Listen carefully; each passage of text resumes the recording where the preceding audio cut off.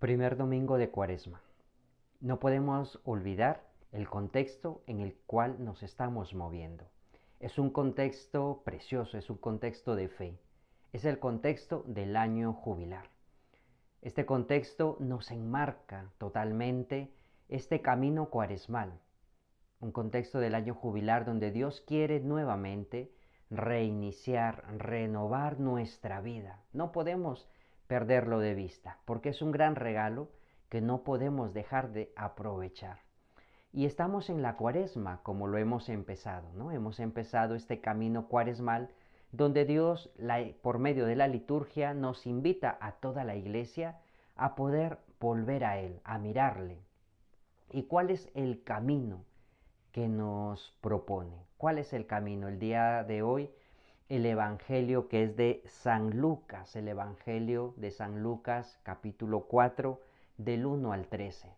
Nos habla de un pasaje bastante conocido y que por cierto muy interesante y además muy útil para nuestra vida si lo asimilamos y lo aplicamos. Porque el Evangelio del día de hoy nos habla de las tentaciones. Algo que nos pasa a todos nosotros. Todos somos tentados desde que empezamos nuestra jornada hasta el último momento de nuestro día. Todos los días, todas las semanas, todos los días del año. Es una experiencia que pasamos cada día, todos los mortales. Y justamente el Evangelio nos habla de las tentaciones que Jesús vivió. Las tentaciones. Fíjense que a veces uno no nos damos cuenta nosotros que es algo que consciente o inconscientemente le estamos pidiendo a Dios todos los días, al menos cada vez que rezamos el Padre Nuestro, ¿no? Y líbranos de todo mal y no nos dejes caer en tentación. Lo pedimos, ¿no? Lo pedimos al Señor, a veces no muy conscientes, pero justamente es algo que necesitamos. La tentación, fíjense que es algo muy importante.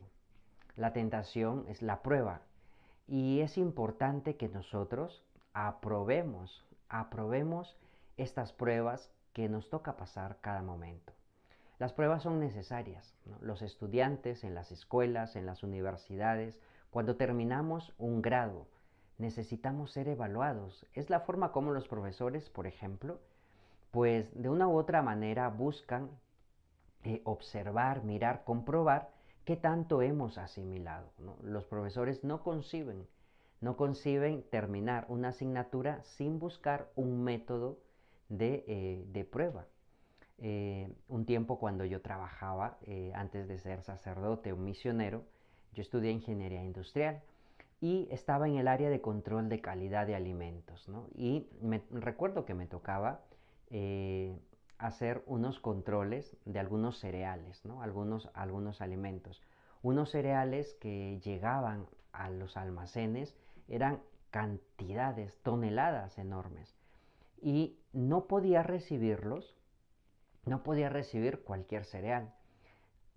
Tenían que pasar a probar unos serios requisitos, recuerdo, ¿no? Unas pruebas muy sencillas, organolépticas se le llamaban, ¿no? Eran pruebas que a la vista de los sentidos tenían que pasar unos requisitos, ¿no? Una buena presencia, pero no solo eso, había que hacer todo un control para ver si no tenía cuerpos extraños, si tenía la medida, si tenía la humedad incluso. Bueno, no todos los cereales aprobaban, no todos los productos pasaban la prueba.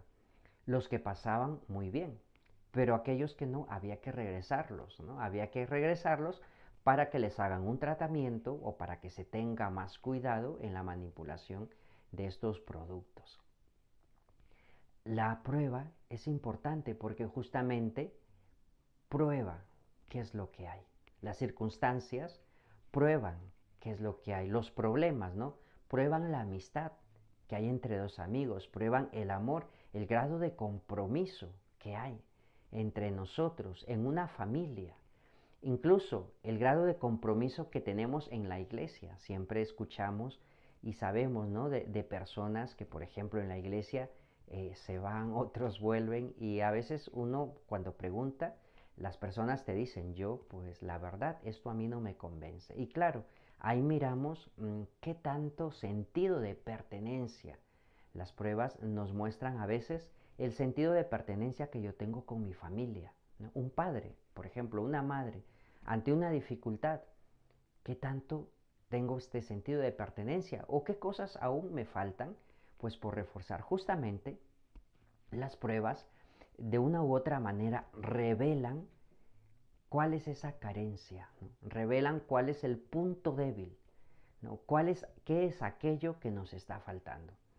El Evangelio efectivamente nos muestra que Jesús, lleno del Espíritu Santo, para poder aprobar una prueba necesitamos y mide de una u otra manera qué tan buena es mi relación con el Espíritu Santo. Dice el Evangelio, en aquel tiempo Jesús, lleno del Espíritu Santo, volvió del Jordán y el Espíritu lo llevó durante 40 días por el desierto.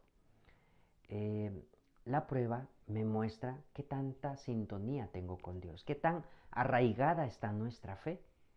Si constantemente, fíjense, que si a una persona, ¿no?, caemos siempre en una misma tentación, caemos siempre ante una prueba, caemos, ¿no? Caemos en algo. Justamente eso está revelando qué es aquello que yo necesito reforzar. Justamente hay personas que decimos, pues mis pecados casi son siempre los mismos, mis caídas casi son siempre por este pecado, ¿no? Por la soberbia, por la lujuria, por la pereza, o mi pecado siempre es por el quinto mandamiento, por el octavo mandamiento, por el tercer mandamiento. Justamente cuando yo caigo, cuando no apruebo, por decirlo de alguna manera, el pecado está revelando, mi caída está revelando qué es aquello que tengo que reforzar, qué es aquello en lo que tengo que trabajar. Aquí el Evangelio nos muestra también las tentaciones por las que pasó Jesús, que son las tentaciones por lo que pasamos cada uno de nosotros. Y la primera las conocemos, ¿no? Las conocemos, yo creo, de memoria. Jesús es tentado. La primera tentación que el diablo le dice,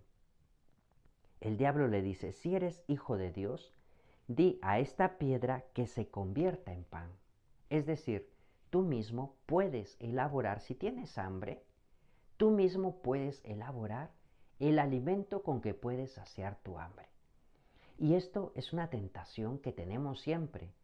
Nosotros mismos creemos que nos bastamos para alimentarnos. O sea, yo me alimento, yo elaboro mi propio alimento. Es lo que le está diciendo el diablo en este evangelio a Jesús. ¿Tienes hambre? Pues elabora tu propio alimento y come de eso. Y a veces nosotros vivimos de lo que nosotros elaboramos, de mis propios pensamientos, de mis propias ideas, de mis propios proyectos, ¿no? Elabóralo tú puedes. De hecho, el diablo le dice eso a Jesús porque es verdad, Jesús tenía el poder para convertir las piedras en pan. Y a veces nosotros también tenemos unos poderes con los cuales podemos alimentarnos. Yo puedo, o sea, podemos, es verdad, Dios nos ha dado muchas facultades, ¿no? A veces tenemos la capacidad de vivir de eso que a veces no lo sabemos administrar. Tengo facilidad de palabra, pues la utilizo quizá para hacer quedar mal a alguien, para engañar. ¿Tú de qué te alimentas, no? ¿Cuál es ese alimento? ¿En qué utilizas? ¿Cómo utilizas todas esas capacidades que Dios te ha dado? ¿No? Las utilizas para alimentar quizá es el ego, ¿no? Alimentar nuestro ego, alimentar quizá nuestra soberbia. Y es una tentación vivir de lo que tú piensas. Hasta cierto punto puede estar bien. Pero me encanta lo que Jesús dice, porque Jesús le dice, no solo de pan vive el hombre. Y es verdad, el pan es aquel que prepara el hombre, ¿no? El pan se elabora, algunos quizás saben hacerlo, ¿no? Una torta, un pastel, algo. No solo de lo que el hombre puede hacer, no solo de lo que el hombre no tiene capacidad de elaborar, es de lo que tú vas a vivir, sino que dice también, está escrito, que el hombre también vive de toda palabra que sale de la boca de Dios. O sea, podemos aprender a vivir de lo que Dios me dice. O sea, vivir de lo que yo entiendo que Dios quiere para mi vida. No solo de lo que yo veo, no solo de lo que me dicta, pues quizá a veces el ritmo de la vida, la sociedad. Aprender a vivir de lo que Dios me dice. Y luego hay otra segunda tentación, ¿no? Que el diablo le dice a Jesús, ¿no? Después, llevándolo a lo alto, el diablo le mostró en un instante todos los reinos del mundo y le dijo, te daré el poder y la gloria de todo eso, porque a mí me ha sido dado, y yo lo doy a quien quiero. Si tú te arrodillas delante de mí, te daré todo, te daré el poder. O sea, unas ideas muy atractivas que le muestra el diablo a Jesús. Y a mí me gustaría mucho aquí recordar las reglas, ¿no? Las reglas del discernimiento. Para saber discernir, qué importante saber aprender a discernir lo que viene de Dios y lo que no viene de Dios, ¿no? De hecho, en las reglas de Ignacio de Loyola se menciona justamente cuáles son esas tentaciones que el diablo hace a las personas, ¿no? De hecho, muestra ahí también, se habla en estas reglas de discernimiento de espíritus, dice cómo el diablo tienta a aquella persona que, por ejemplo, va de pecado en pecado. Hay personas que a veces podemos estar cayendo en un pecado recurrente y luego caemos en otro y en otro y en otro. ¿Qué dicen las reglas de discernimiento de espíritus? Las personas que van de pecado en pecado mortal, también son tentadas por el mal espíritu.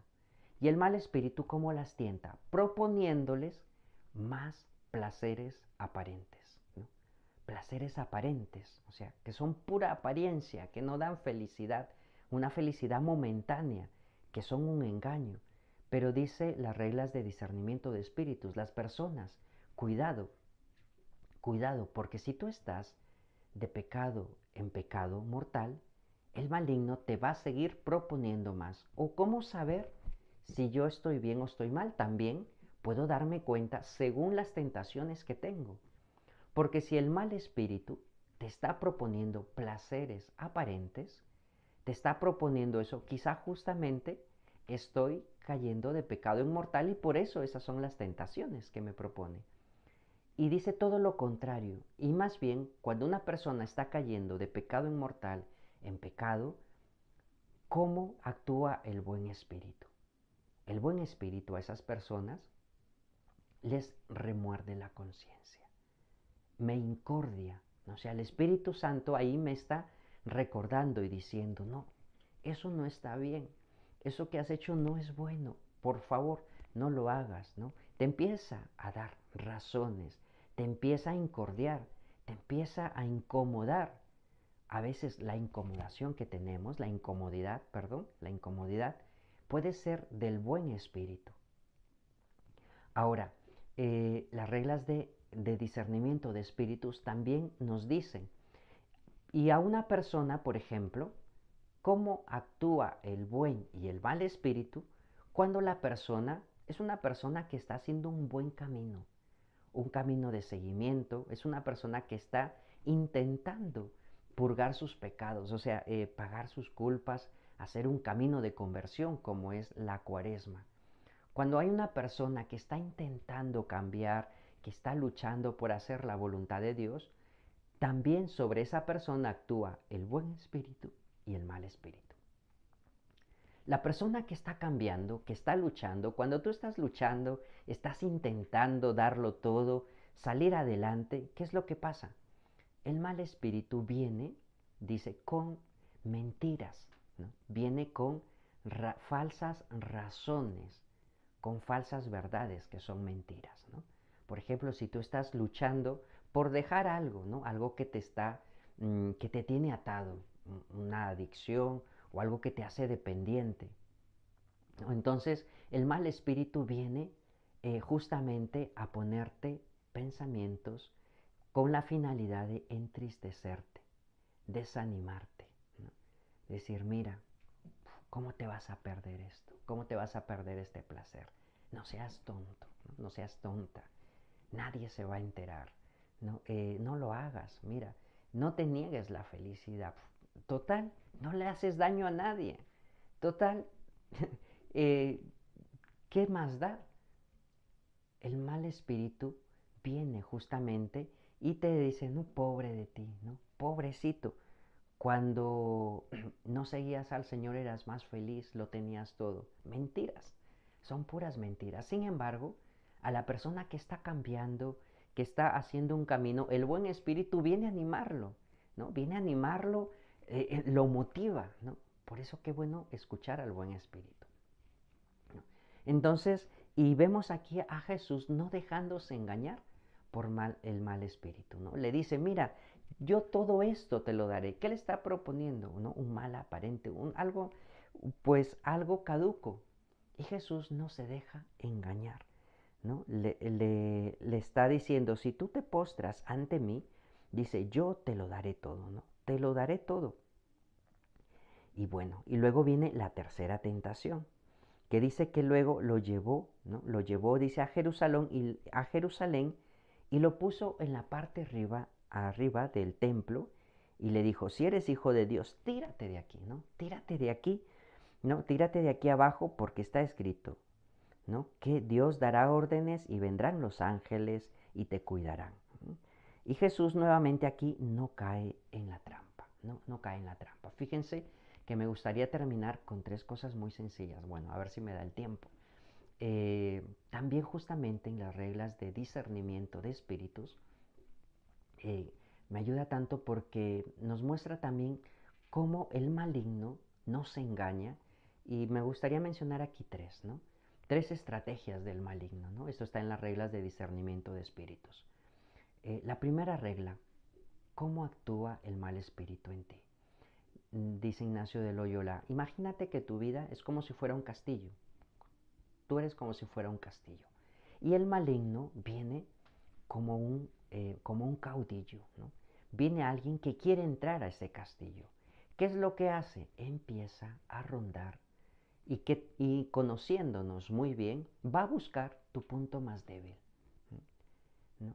Y va a buscar ese punto más débil. Cada uno de nosotros tenemos un punto débil y tenemos que saber cuál es, porque el maligno sí que lo sabe. Y eso es justamente la puerta de entrada o la ventana o el orificio donde va a buscar entrar. Y una vez que entra, por eso es como si fuera un castillo, entra y hace destrozos, ¿no? El ladrón viene a robar, matar y destruir. Es lo que dice en Juan 10, ¿no? Entonces, primera forma, ¿cómo va a querer entrar, tentarnos? Por tu parte más débil. Por eso es importante ser consciente, ponerle nombre a esa parte más frágil, porque por ahí siempre va a entrar, por ahí siempre van a ser las tentaciones, por ahí va a entrar. Entonces es bueno saber cuál es, trabajarla, pedir ayuda y alguien que me ayude a hacer un camino, porque por ahí el maligno siempre va a buscar entrar, buscando devorarme, como dice la segunda carta de San Pedro. Segunda forma, como el maligno también viene a tentarme, ¿no? Las reglas del discernimiento de espíritus dice que también el maligno viene a veces como un vano enamorado, dice así. O sea, viene a mi vida, pone esta imagen, ¿no? Como cuando pues un hombre o alguien así viene a enamorar a una chica pequeña, de corta edad, y la engaña con mentiras. Y le dice mentiras, ¿no? Y a veces así el maligno viene con mentiras, con cosas que aparentemente pueden ser buenas, ¿no? ¿Y qué es lo que dice? Pues esas ideas que siembra en nuestra mente y que a veces pueden parecer atractivas, atractivas. ¿Y qué es lo que sucede? Justamente el maligno, ¿cuál va a ser su estrategia frente a esas ideas que va sembrando en tu mente, en tu corazón? La siembra y te dice, no se las digas a nadie, no se las digas a nadie. Entonces, ¿qué es lo que hace? Solo el maligno, pues te siembra esas ideas que muchas veces son mentiras, que muchas veces son erróneas, ¿no? Que son falsas, que son totalmente falsas, pero las siembra en tu mente, en tu corazón, y te siembra el miedo para que no las compartas con nadie. Porque si tú la dices, es lo que te dice el maligno, si tú la dices, van a pensar mal de ti, no te van a querer, no te van a creer, ¿no? Te van a descartar, ¿no? Entonces te dice cosas para que tú no las digas a nadie. Y entonces, ¿qué dicen las reglas de discernimiento de espíritu? Tú no le hagas caso, ¿no? Todo lo contrario, ve y compártelo. O sea, y eso uno lo puede hacer justamente, esas ideas, por eso la confesión, es tiempo de cuaresma, ¿no? Justamente porque ahí, justamente yo lo comparto, ya sea con el acompañante espiritual, pues con un confesor, con un guía, con alguien que tiene un camino de fe. Y te darás cuenta cómo se van disipando, ¿no? Esas ideas que a veces el maligno lo que quiere hacer es desanimarte, que tú te descartes, que te sientas avergonzado, porque es lo que busca, humillarnos, ¿no? Humillarnos totalmente. Y la tercera cosa, que también en las reglas de discernimiento de espíritus, también dice, no, el maligno también viene y actúa, se presenta como alguien indefenso, ¿no? Como algo sutil, como algo muy pequeño, ¿no? Y que a veces te incordia o a veces te asusta, ¿no? Te asusta, ¿no? En el otro, en la regla anterior, te seduce. En esta te siembra el miedo, el temor, el pánico. ¿Y qué es lo que sucede? Dice, el maligno se da cuenta, porque como es muy cobarde, se da cuenta cuando yo tengo miedo. Él sabe cuando a mí algo me asusta. Y entonces, ¿qué dice las reglas de discernimiento de espíritus? Dice, pues tienes que enfrentarle, porque justamente se ensaña con aquellos que le muestran miedo, le muestran temor. Entonces, qué bueno que en este día Jesús nos muestra que Él, o sea, ¿cómo vence? No, ¿cómo vence? Con el demonio, como dice el Papa Francisco, no hay que hablar. Con la tentación no hay que hablar. Con quien tenemos que hablar es con Dios, con el Espíritu Santo. Con ellos tenemos que hablar. Quizá le hablamos de nuestra tentación, le hablamos de nuestra prueba, le hablamos de nuestra dificultad. Y a Él le pedimos la ayuda. Al maligno, con Él no hay que dialogar, claro que no. Con el Espíritu Santo, y de hecho Jesús lleno del Espíritu Santo es que puede vencer estas pruebas. Jesús las vence y nos dice, yo he podido, tú también puedes. Y nos muestra cuál es la clave. ¿Cuál es esa clave? Pidámosle al Señor que en esta cuaresma podamos ser como esos atletas, ¿no? Como esos guerreros que somos capaces con su ayuda, desde la humildad, desde la sencillez, a poder vencer todas estas tentaciones. Que podamos ejercitarnos también en el discernimiento de espíritus para poder aprobar, no, superar con la ayuda del Señor y del Espíritu Santo todas estas pruebas y sigamos así caminando hacia